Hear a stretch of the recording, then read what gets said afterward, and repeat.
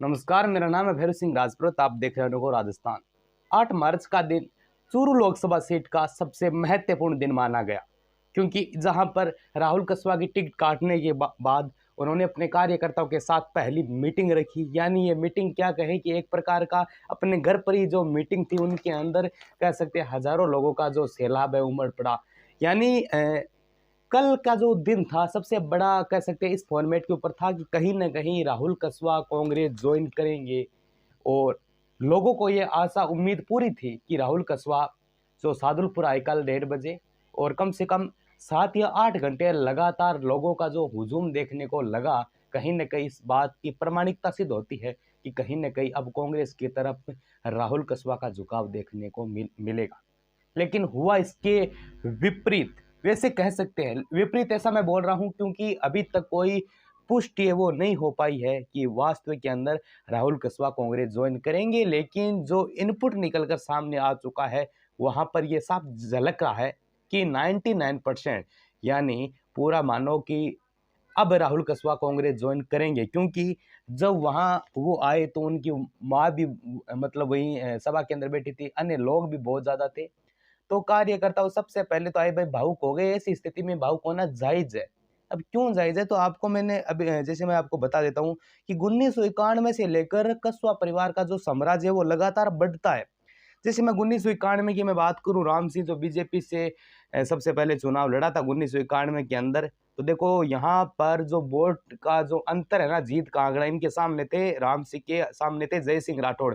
तो 168 वोट से जीत प्राप्त की थी। यानी जो सर्वाधिक सिस्टम है 168 वोट का।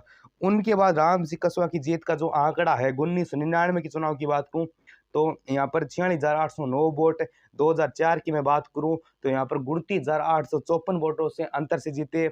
बाद में 2009 की मैं बात करूं तो यहाँ पर 12,440 वोट, यानी थोड़ी कम हुए, क्योंकि सामने रफीक मंडेलिया था और रफीक मंडेलिया का भी काफी चूरू क्षेत्र के अंदर बोलबाला है। 2014 के साथ में मोदी फैक्टर के साथ ही इनका बोलबाला शुरू हो जाता है और उन्होंने 2014 के अंदर 2,94,739 वोट से जीत है वो प्राप्त की थी। यानी इतने अंतर से जीत प्राप्त की थी। उनको वोट मिले थे 2014 के अंदर 5,95,756 वोट। और मैं बात करूं राहुल कसवा के 2019 के लोकसभा चुनाव की, तो जीत का जो अंतर था सामने थे मंडेलिया 3,34,402 वोट। ये कुछ अंतर रहा था। क्या इन वोटों के आंकड़े को लेकर अपन इस बात के ऊपर चर्चा कर सकते हैं क्या कि अगर राहुल कसवा कांग्रेस ज्वाइन करते हैं तो वास्तविक के अंदर जीत का आंकड़ा कितना रह जाएगा? अगर हकीकत में बात बताऊं तो चूरू लोकसभा के अंदर आपको पता है 8 विधानसभा क्षेत्र है। ठीक है, 8 में से एक आपका नोहर है, एक आपका भादरा है, और नोहर भादरा और इनके अलावा जो 6 सीट है वो चूरू की है, और नोहर और भादरा 2 है हनुमानगढ़ की।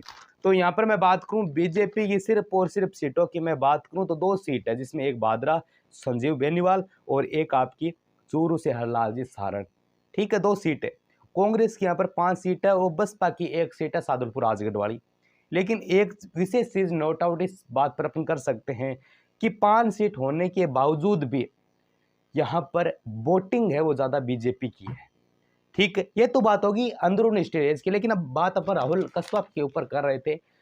2 दिनों के अंदर उन्होंने समय मांगा कि मैं 2 दिनों के अंदर जो मेरी जनता कह रही है, जो मेरे साथी कह रहे हैं, उनके अनुसार हम बात करेंगे। लेकिन अंत भाषण के अंदर उन्होंने कल सादुलपुर के अंदर अंत के समय में यानी लास्ट भाषण के समय उन्होंने हाथ के कह सकते हैं निशान पर अपना कह सकते हैं एक प्रकार का टेंडर साफ कर दिया है, यानी हाथ की ओर इशारा कर दिया है। और जब मीडिया ने राम से कसवा से उस वक्त बात की कि क्या लग रहा है कांग्रेस ज्वाइन करेंगे राहुल कसवा, लगभग हाथ का इशारा भी कर दिया है, तो राम से कसवा ने हंसकर कह दिया, कर दिया क्या, कि बिल्कुल कर दिया गया, हो सकता है। तो ये चीज है फैक्टर, क्योंकि घरेलू फैक्टर भी यहाँ पर काम है कर रहा है। तो अब देखिए साफ हो चुका है कि वास्तव के अंदर राहुल कसवा कांग्रेस ज्वाइन कर ली है या फिर कर लेंगे, बस कन्फर्म हो चुका है। कल आपको इस बात की पुष्टि हो जाएगी।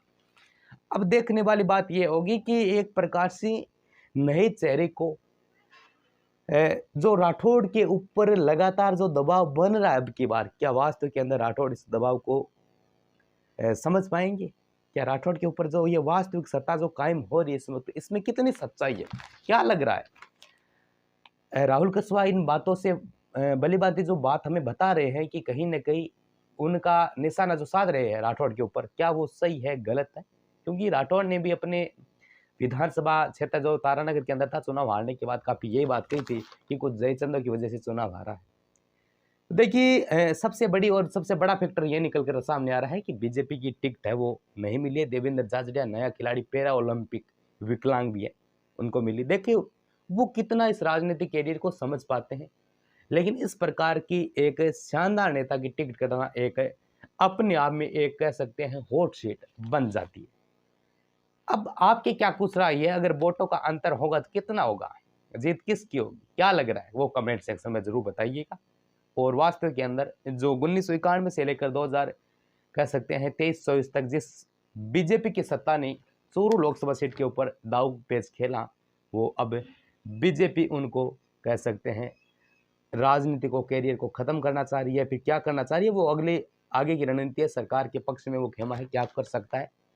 आपकी क्या कुछ राय, आप कमेंट सेक्शन में जरूर बताइए। मिलते हैं और भी शानदार अच्छी जानकारी के साथ, तब तक के लिए जय हिंद, वंदे मातरम साथ।